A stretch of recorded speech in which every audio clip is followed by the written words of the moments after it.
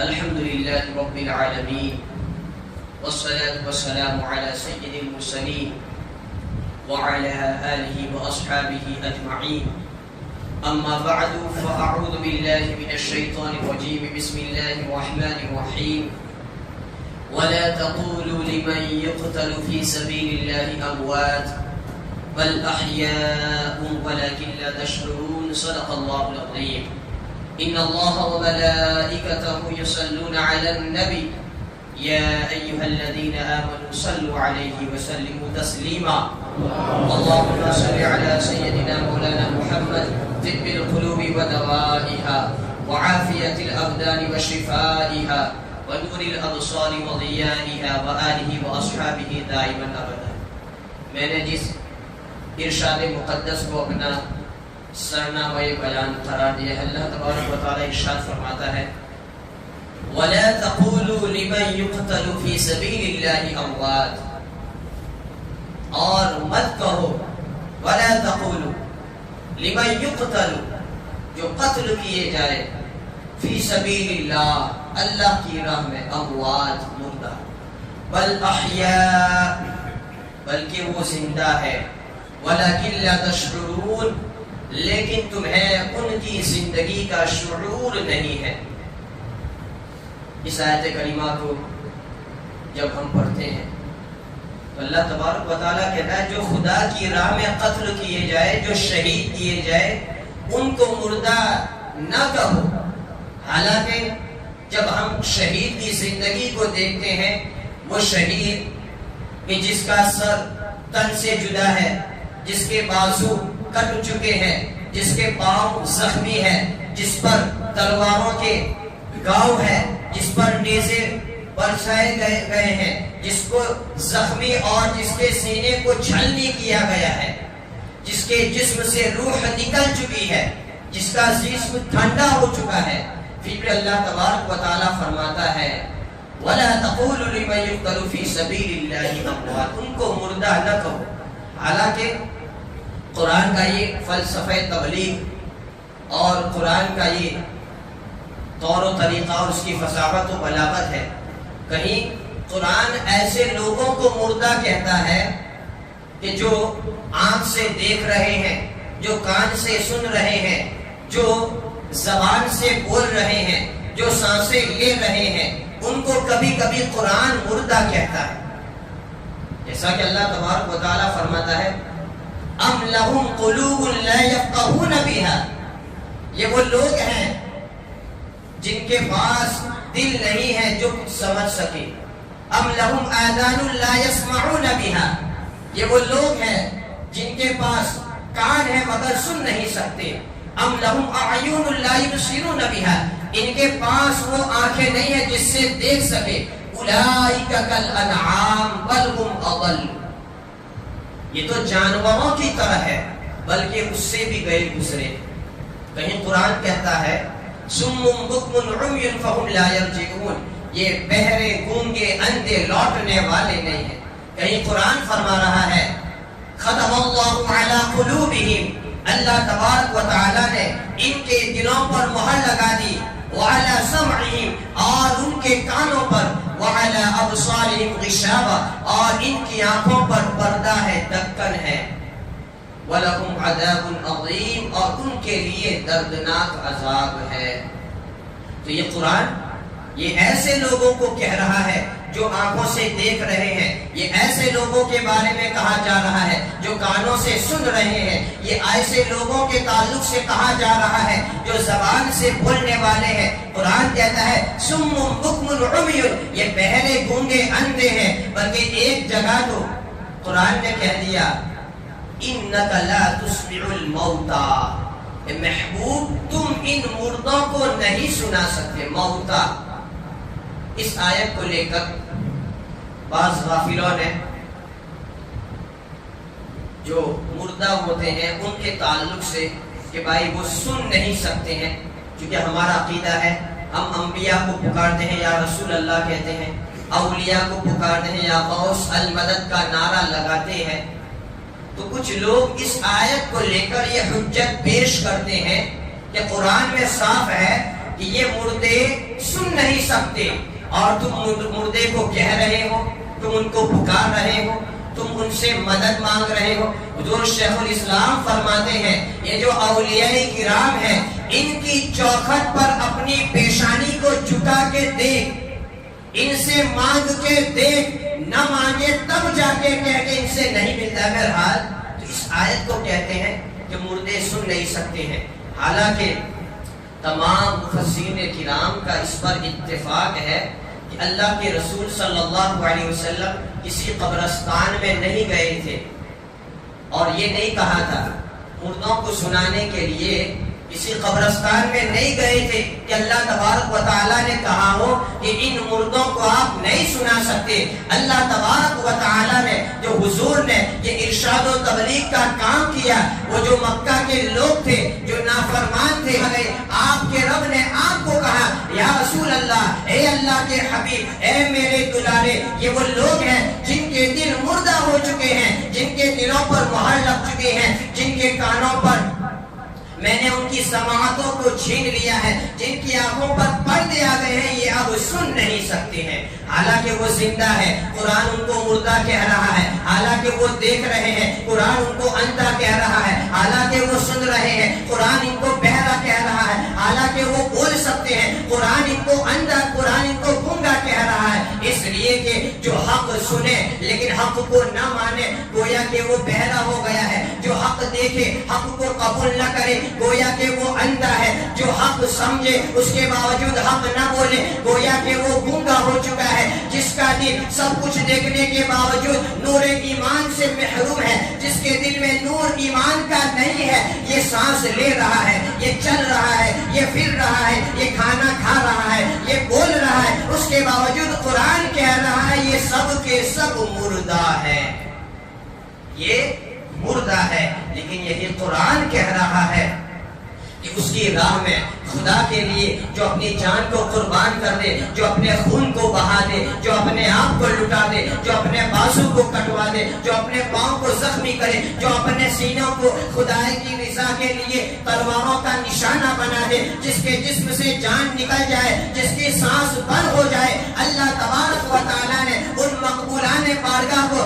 یہ اعزاز و مقام عطا فرمایا اور مومنوں کو خبردار اور آگاہ فرما دیا کہ تم ان کی ظاہری حالت کو نہ دیکھو، جسم روح الگ ہو چکے ہیں، سانس بند ہو چکی ہے، لیکن یہ میرے ایسے محبوب بندے ہیں جن کے تعلق سے میں تمہیں آگاہ فرما رہا ہوں، بل احیاء ولکن لا تشعرون، یہ مردہ نہیں ہے، یہ زندہ ہے، لیکن تمہیں ان کی زندگی کا شعور نہیں ہے۔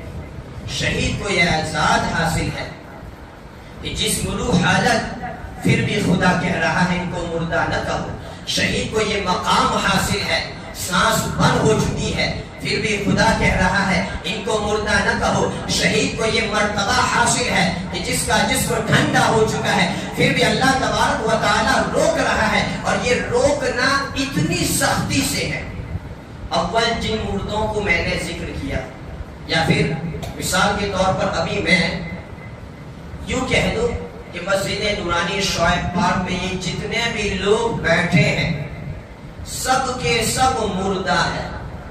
اگر میں یہ کہوں اور پھر آپ دارالفتہ میں جائے اور میرے تعلق سے مسئلہ دریافت کریں کہ کیا فرماتے ہیں علماء دین، وہ مفتیان شرعی متین، کہ ہماری مسجد میں ہمارے پیش امام نے علی اعلان کھلا ہم سب لوگوں کو جو جیتے جاگتے ان کی تقریر سننے والے، ان کو دیکھنے والے سب کو مردہ کہا، تو فتویٰ کیا آئے گا کہ یہ کہنے والا جھوٹ بول رہا ہے، اس کی جھوٹ کی وجہ سے یہ فاسق ٹھہرے گا۔ تو صرف آپ زندہ لوگوں کو مردہ کہنے والے کا صرف فتویٰ یہ آئے گا کہ وہ فاسق ہے، لیکن جو حقیقت میں آپ کی نگاہوں کے سامنے مردہ پڑا ہے، قرآن کہہ رہا ہے ان کو مردہ نہ کہو، اور ایسے شہید کو اگر کسی نے مردہ کہہ دیا تو کیا حکم لگے گا؟ قرآن مقدس کی اس آیت کا انکار کرنے کی وجہ سے شہید کو مردہ کہنے والا صرف فاسق نہیں رہتا ہے، صرف گنہگار نہیں ہوتا ہے، صرف گمراہ نہیں ہوتا ہے، بلکہ دائرہ ایمان سے خارج ہو جاتا ہے۔ بلکہ ایک جگہ تو اللہ تبارک و تعالیٰ فرماتا ہے وَلَا تَحْسَبَنَّ الَّذِينَ قُتِلُوا فِي سَبِيلِ اللَّهِ أَمْوَاتٌ.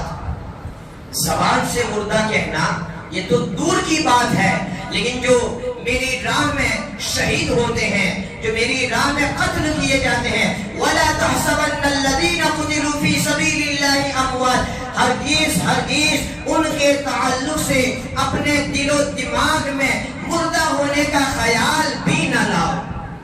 کہنا تو دور کی بات، بلکہ اپنے دل و دماغ میں یہ خیال اور تصور بھی نہ لاؤ. اور جو آیت کریمہ میں روکا گیا ہے وَلَا تَقُولُوا، جیسا کہ میں نے مسئلہ بتا دیا کہ کسی کو روکا جاتا ہے، اس کے چند وجوہات ہوتے ہیں. کسی کو کبھی کبھی بات کہنے سے روکا جاتا ہے اس لیے کہ وہ بات مناسب تو ہوتی ہے، وہ بات اچھی تو ہوتی ہے، لیکن پھر وقت اس کو کہنا مناسب نہیں ہوتا ہے، کہنا ٹھیک نہیں ہوتا ہے.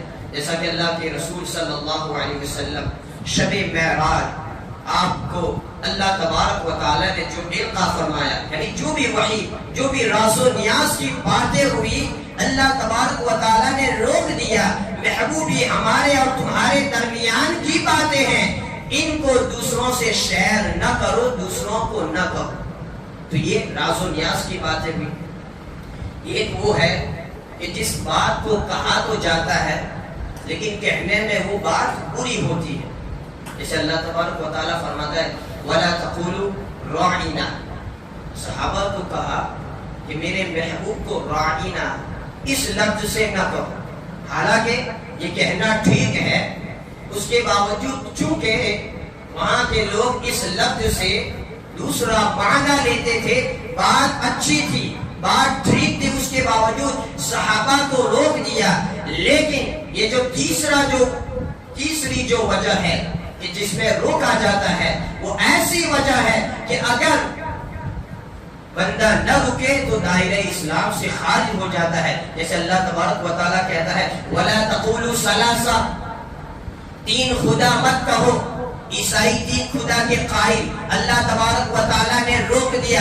اگر کوئی تین خدا مانے یا تین خدا کا قول کرے، جو بھی تصریح سے خدا کا قائل ہو، دائرہ ایمان سے خارج ہو جاتا ہے. تو شہید کے تعلق سے، ان کو مردہ کہنے کے تعلق سے اللہ تبارک و تعالیٰ نے جو منع کیا ہے وہ نہ تو راز و نیاز کی باتوں کے تعلق سے ہے اور نہ ہی دوسری وجہ سے ہے، بلکہ یہ تیسری وجہ سے ہے. شہید اس مقام کو پہنچ جاتا ہے کہ اس کو مردہ کہنے والا دائرہ ایمان سے خارج ہو جاتا ہے، کافر ہو جاتا ہے.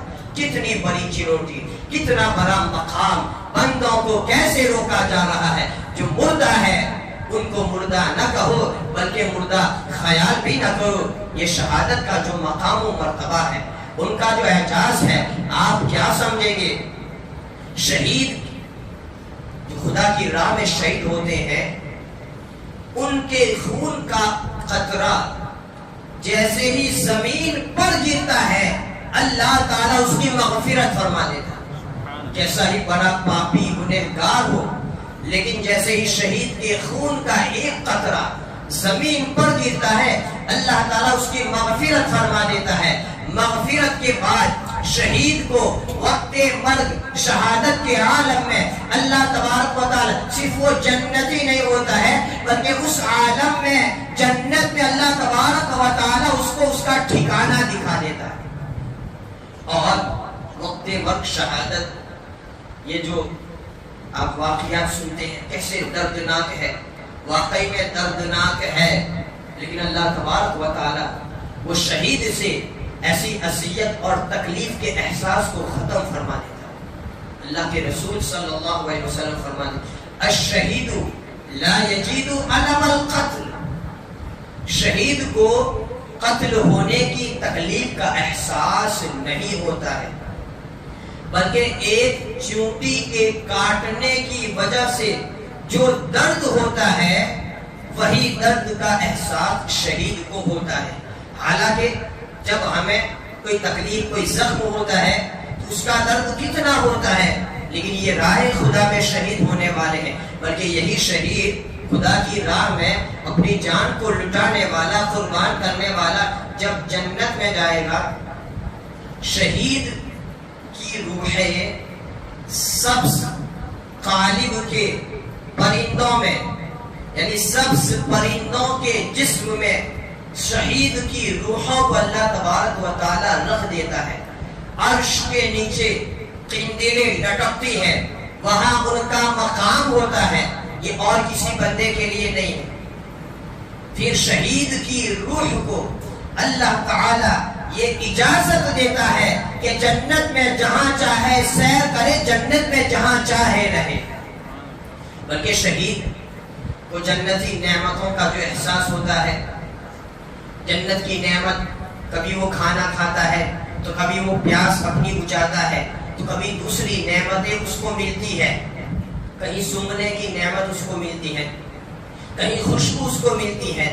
لیکن اس کے باوجود شہید جنت میں بھی ایک نعمت کی کمی کا احساس کرے گا کہ باری تعالیٰ یہاں جنت میں تیری ہر نعمت ہے، لیکن تیری راہ میں سر کٹانے کا جو مزہ تھا، جو لطف تھا، وہ تو تیری جنت میں بھی نہیں ہے. بلکہ شہید اپنے رب سے یہ آرزو کرے گا، باری تعالیٰ مجھے پھر سے دنیا میں بھیج دے، نہ اس لیے کہ میں کھانا کھاؤں، نہ اس لیے کہ اپنے بیوی بچوں کو ملوں، بلکہ باری تعالیٰ اس لیے کہ پھر سے دنیا میں جاؤں اور تیری راہ میں قتل ہونے میں جو مزہ تھی وہ مزہ کا احساس پھر کروں. یہاں تک کہ 10 مرات 10 مرتبہ تو مجھے زندگی میں 10 مرتبہ تو مجھے دنیا میں بھیج دے اور میں صرف یہی کام کرتا رہوں، تیری راہ میں اپنے سر کو کٹواتا رہوں. کیونکہ جو سر کٹانے میں تیری راہ میں مزہ ہے وہ اور کسی میں مزہ نہیں ہے، وہ اور کسی نعمت میں نہیں ہے. اور وہ کیوں نہ ہو؟ اس لیے کہ شہید کو وقت مرگ وہ حالات، اس کو وہ دیدار اور اس عالم میں ہوتا ہے کہ اللہ تبارک و تعالیٰ اس درد کے احساس کو ختم کر دیتا ہے. اگر دنیاوی میں مثال دوں، ڈاکٹر لوگ آپریشن وغیرہ کرتے ہیں، بے ہوش ہونے کے لیے دوائی، سی انجیکشن جو بھی ہو سنگاتے ہیں، پھر چیر فار کرتے ہیں تو کچھ درد کا احساس ہوتا ہے. حالانکہ جتنے بڑے بڑے آپریشن ہوتے کچھ بھی درد کا احساس نہیں ہے.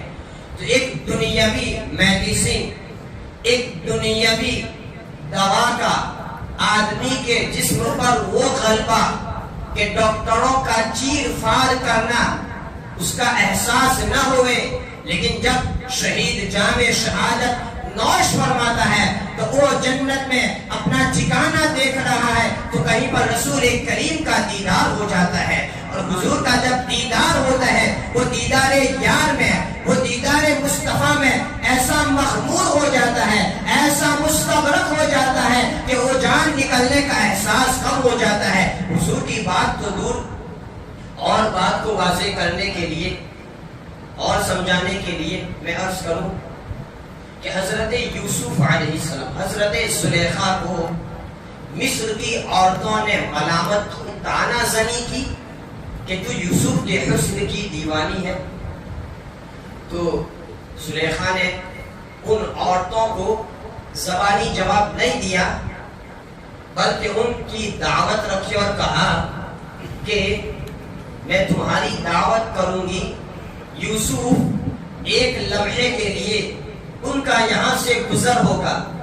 تو پھر شرط یہ لگائی گئی کہ ان کے گزر کے وقت تمہارے ہاتھوں میں ایک لیمبو ہوگا اور پھر چھری سے اس کو کاٹنا ہے، صرف لیمبو کو کاٹنا ہے. اس شرط کے ساتھ جب یوسف نے اپنے جلوے بکھیرے، وہ حسن یوسف کے جلوے جو حسن مصطفائی کا صدقہ ہے، یوسف علیہ السلام کو جیسے ہی مصر کی وہ عورتیں جو اب تک زلیخا کو طعنہ دیتی تھی، اب تک زلیخا پر ملامت کرتی تھی، جیسے ہی حسن یوسف کو دیکھا وہ حسن یوسف کو دیکھتی ہی رہ گئی. شرط یہ تھی کہ صرف نیمبو کو کاٹنا ہے، صرف نیمبو کو کاٹنا ہے. لیکن حسن یوسف کے جلوے میں وہ عورتیں ایسی مخمور ہو گئی کہ وہ نیمبو کاٹنے لگی. وہ نیمبو آدھا کٹا، وہ نیمبو پورا کٹ گیا. کٹتے کٹتے انہوں نے اپنی انگلی کو کاٹ ڈالا، بقول قرآن کے انہوں نے اپنے ہاتھ کو کاٹ ڈالا، لیکن ذرہ برابر احساس نہ ہوا. اللہ تبارک و تعالیٰ فرماتا ہے وَقَطَّعْنَا أَيْدِيَهُنَّ أيديهن وقلن حاش لله ما هذا بشرا إن هذا إلا ملك کریم. اللہ تبارک و تعالی ارشاد فرماتا ہے، وہ مصر کی عورتوں کی بولیوں کو نقل فرماتا ہے. وہ عورتوں نے کہا وَقَطَّعْنَ أَيْدِيَهُنَّ، اللہ تبارک و تعالی فرماتا ہے انہوں نے اپنے ہاتھوں کو کاٹ ڈالا. اور وہ عورتوں نے کیا کہا؟ حاشا للہ حاشا للہ ما ھذا بشرا، یہ انسان نہیں ہے، ان ھذا الا ملک کریم، یہ تو فرشتہ دکھائی دیتا ہے. تو حسن یوسف نے جب اپنے جلووں کو بکھیرا تو وہ مصر کی عورتوں نے صرف نیبو ہی نہیں اپنے ہاتھوں کو کاٹ ڈالا.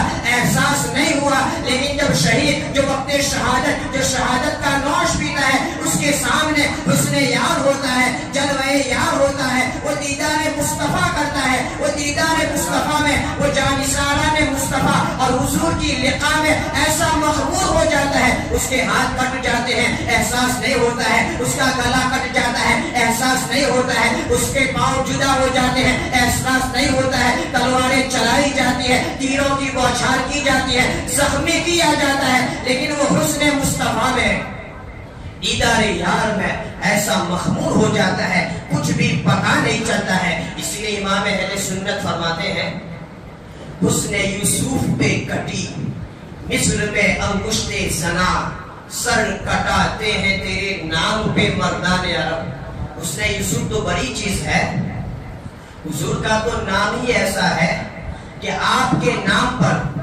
اس شعر کی توضیح کروں تو بات اور طویل ہو جائے گی.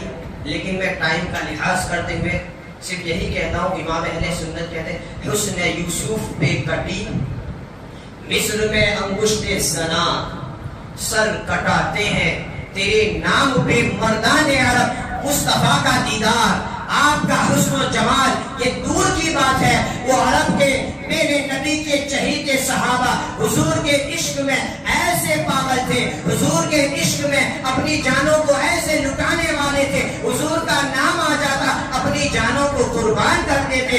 امام اہل سنت کہتے ہیں کرو تیرے نام پہ جاں فدا، نہ بس ایک جا تو جہاں فدا، تو جہاں سے بھی نہیں جی بھرا، کرو کیا کروڑوں جہاں نہیں. اگر اللہ تعالیٰ کروڑوں جان دے، ہزاروں جان دے تو بھی مصطفیٰ پر قربان ہے. اس لیے کہ تیری الفت میں مر مٹنا شہادت اس کو کہتے ہیں. تیری الفت میں مر مٹنا شہادت اس کو کہتے ہیں. تیرے کوچے میں دفن ہونا جنت اس کو کہتے ہیں. تیرے کوچے میں دفن ہونا جنت اس کو کہتے ہیں. جب حضور کا ذکر آ گیا اور تو پھر اور سرکار کی عظمتوں کو اور میں تھوڑا عرض کر دوں، چونکہ جب حضور کا ذکر آ جاتا ہے تو مومن کا دل عشق سے چھلنی ہو جاتا ہے. میرے نبی کا چہرہ، میرے نبی کا حسن و جمال جس کو دیکھ کر چاند شرمائے، میرے نبی کے حسن و جمال کا صدقہ چاند کو ملا جس سے اس کو چاندنی ملی. میرے نبی کے حسن و جمال کے صدقے میں سورج کو روشنی ملی. میرے نبی کے حسن و جمال کے صدقے میں ستاروں کو جگمگانا ملا. میرے نبی کے حسن و جمال کے صدقے میں اس کائنات کو زندگی ملی. ارے میرے نبی کا حسن و جمال، آؤ حضرت عمر کو پوچھو. حضرت عمر آئے، بڑی بڑی دلیرانہ شان لے کر آئے تھے، بڑے رعب و دبدبے کو لے کر آئے تھے، ننگی تلوار کو لے کر آئے تھے. اور کیا ارادہ تھا؟ ابھی میں محمد کو قتل کر دوں گا، ابھی میں محمد کا سر جدا کر دوں گا. حضرت عمر اس ارادے سے آئے، ننگی تلوار کو لے کر تو آئے، قاتل بن کر آئے تھے، لیکن مصطفیٰ کی نگاہوں نے ان کو قتیل بنا دیا. قتل کے ارادے سے آئے تھے لیکن مقتول ہو گئے. جیسے ہی حضرت عمر جب داخل ہوتے ہیں، حضرت عمر کی نگاہ چہرے مصطفیٰ پہ پڑتی ہے، مصطفیٰ جان رحمت کی نگاہ عمر کے دل پر پڑتی ہے. وہ چہرے مصطفیٰ نے اور نگاہ مصطفیٰ نے عمر کے لیے وہ اثر پیدا کیا کہ عمر قتل کے ارادے سے آئے تھے، نگاہ مصطفیٰ نے عمر کے کفر کو کاٹ کر دائرہ اسلام میں داخل کر دیا. اس لیے تو صحابہ کو دیکھتے ہیں، بلال حبشی کو پوچھو، اے بلال ایمان لانے کے بعد تمہیں یہ جو کوڑے برسائے جا رہے ہیں تمہیں، یہ ریتوں پر تمہیں کھینچا جا رہا ہے، اس میں مزہ کیا ہے؟ جواب ملے گا جب سے مصطفیٰ کا دامن ملا ہے اس میں بڑا لطف آتا ہے۔ صہیب رومی سے پوچھو، ارے آؤ پوچھو سلمان فارسی سے، آؤ پوچھو دیگر صحابہ کرام سے، یہی آپ کو جواب ملے گا۔ حضور کی بات بڑی دور کی بات ہے، بلکہ حضور کے جو دیوانے ہوتے ہیں، آپ کے جو غلام ہوتے ہیں، اللہ تبارک و تعالیٰ نے ان کے چہروں میں وہ توانائی عطا فرمائی ہے، چہروں کو دیکھ کر لوگ ایمان لے آتے ہیں۔ اور بات کو اور تھوڑا نیچے لا کر اور کہوں، سرکار شیخ الاسلام کی بارگاہ میں جب ہم لوگ گئے ملنے کے لیے، میں اعزاز بابا اور دوسری ہماری جو بھی ٹیم ہے، تو قادری بابا کا ذکر ہوا۔ قادری بابا کا ذکر کرتے کرتے ان کے والد کا ذکر ہوا، خاندان کا ذکر ہوا، پھر کہا کہ یہ وہ خاندان ہے کہ جنہوں نے گجرات میں ایسے دور میں خدمت کی کہ جب کسی عالم کی تقریر نہیں چلتی تھی، جب کتابوں سے کام نہیں چلتا تھا، تب ایسے عالم میں خدمت کی کہ سرکار قادری بابا کے والد بزرگوار سرکار سید احمد علی، سید جعفر علی اور سید بہر علی، سرکار شیخ الاسلام فرماتے ہیں سرکار اعلی حضرت اشرفی میاں کے یہ تینوں خلیفہ تھے۔ سرکار اعلی حضرت اشرفی میاں جن کو مجدد سلسلہ خانوادہ اشرفیہ کہا جاتا ہے، سرکار مخدوم پاک کے بعد اگر کوئی ہستی آئی ہے تو اس ہستی کا نام سرکار اعلی حضرت اشرفی میاں ہے، جن کے خطبوں کو وقت کا امام اہل سنت کھڑے ہو کر سنتا تھا۔ امام اہل سنت کہتے ان کے واعظ میں اللہ کے رسول صلی اللہ علیہ وسلم کی روحانیت کا مجھے احساس ہوتا ہے۔ ان کے چہرے کو دیکھ کر امام اہل سنت کہتے ہیں اشرفی رخت آئینے حسن خوبا اے نظر کردہ وہ پروردہ سہ محبوبہ۔ اعلیٰ حضرت اشرفی میاں کے چہرے کو دیکھ کر امام اہل سنت کہتے ہیں آپ کے چہرے میں سرکار بغداد کے جلوے ہیں، آپ کے چہرے میں مخدوم پاک کا جلوہ ہے، تو آپ کے چہرے میں نظام الدین محبوب الہی کا جلوہ ہے۔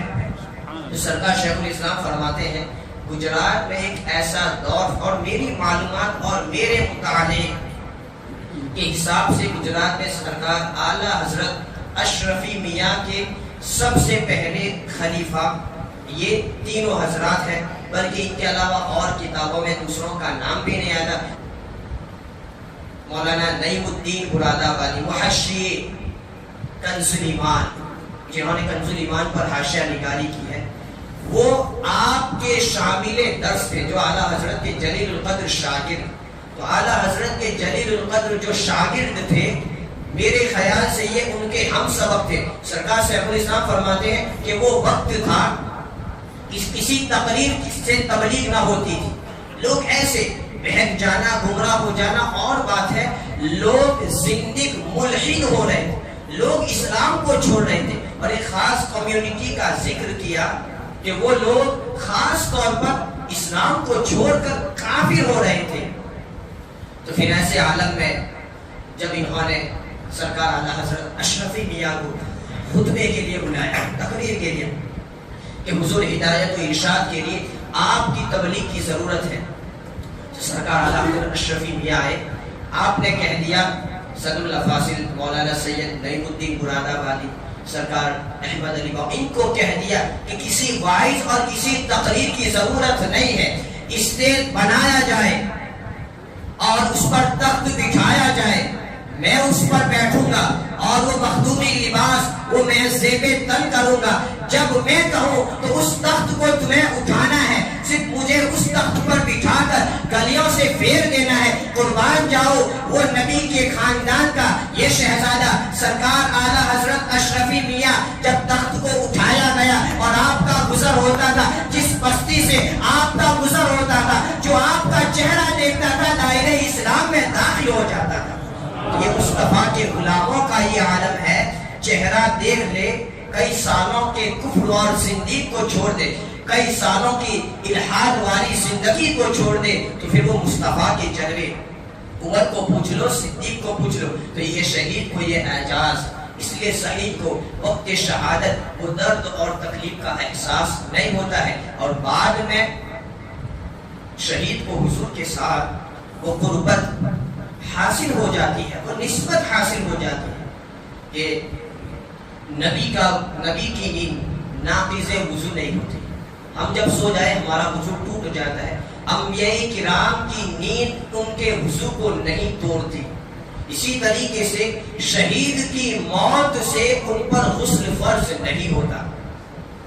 انبیاء کرام کے فضلات شریفہ پاک ہے۔ میں نے ابھی 2 دن پہلے 3 دن پہلے کہا حضور کے دندان مبارک سے نکلنے والا خون صحابی نے پیا، جنت کی بشارت مل گئی۔ تو یہ ساری چیزیں انبیاء کرام کے فضلات ہے، وہ پاک ہے۔ اسی طرح شہید کے جسم سے نکلنے والا خون بھی پاک ہے۔ جس کپڑے میں وہ خون لگ جائے اور جو کپڑا اگر کنویں میں گر جائے، پانی میں گر جائے، اس کے باوجود وہ خون پاک رہتا ہے۔ تو شہید کو اسی حالت میں بغیر غسل دیے اسی کفن میں کفنایا جاتا ہے۔ نہ اس کو پاکی کی ضرورت ہے، نہ اس کو کسی لباس کی ضرورت ہے، بلکہ اس نے جس لباس کو پہن کر خدا کی راہ میں اپنی جان کو لٹایا ہے، اللہ تبارک و تعالیٰ کو وہ لباس اتنا پسند ہے کہ اسی لباس میں اس کو کفنایا جاتا ہے۔ اور کیوں نہ ہو، اس لیے کہ ہم ایمان کی گواہی دیتے ہیں اپنی زبان سے، ہم ایمان کی گواہی دیتے ہیں کلمہ پڑھتے ہوئے، لیکن یہ جو شہید ہوتا ہے صرف زبان سے گواہی نہیں دیتا ہے، شہید اپنے خون سے ایمان کی گواہی دیتا ہے، شہید اپنی جان کو قربان کرتے ہوئے توحید کی گواہی دیتا ہے، شہید اپنی جان کو لٹا کر رسالت کی گواہی دیتا ہے، شہید اپنی جان کو قربان کرتے ہوئے اللہ تبارک و تعالیٰ کے ایک ہونے کی، اللہ کے رسول صلی اللہ علیہ وسلم کے سچے ہونے کی اور دین اسلام کے سچے دین ہونے کی گواہی دیتا ہے۔ اللہ تبارک و تعالیٰ اس کو وہ مقام عطا فرما دیتا ہے۔ اور بھی بڑی نسبت حاصل ہے، اللہ کے رسول انبیاء کرام جو ہے بعد وفات زندہ ہوتے ہیں، شہداء بھی بعد وفات زندہ ہوتے ہیں۔ انبیاء کرام کو بعد وفات ان کی قبر میں بھی روزی دی جاتی ہے، کھانا پانی دیا جاتا ہے۔ اسی طریقے سے شہید کو بھی بعد وفات ان کی قبر میں ان کو روزی اور کھانا پانی وغیرہ دیا جاتا ہے۔ اسی طریقے سے شہید جو جس کا انتقال ہو جاتا ہے، حالانکہ اس کی وراثت تقسیم ہو جاتی ہے، اس کی بیوی جو ہوتی ہے وہ عدت کے بعد کسی دوسرے سے نکاح کر لیتی ہے، جس کو زمین میں دفن کر دیا جاتا ہے، اس کے باوجود اللہ تبارک و تعالیٰ اس کو ایسی حیات جاویدانی عطا فرماتا ہے کہ وہ ہمیشہ ہمیش کے لیے زندہ، اور ہر گھڑی اس کے لیے ثواب ہی ثواب لکھا جاتا ہے۔ تو پھر وہ کربلا کا پورا واقعہ، وہ خاندان کے تمام افراد اس فضیلت کے حامل ہے۔ یہ تو ایک عام معمولی انسان کلمہ پڑھنے والا، اس کا یہ مقام ہے۔ اب اس کے بعد شہداء کے الگ الگ مراتب، جو نسبت میں قریب ہو، جو تکلیف میں زیادہ ہو، اس طریقے سے اور مقام ہے۔ اور جب ہم ہمارے امام حسین کی حالت کو دیکھتے ہیں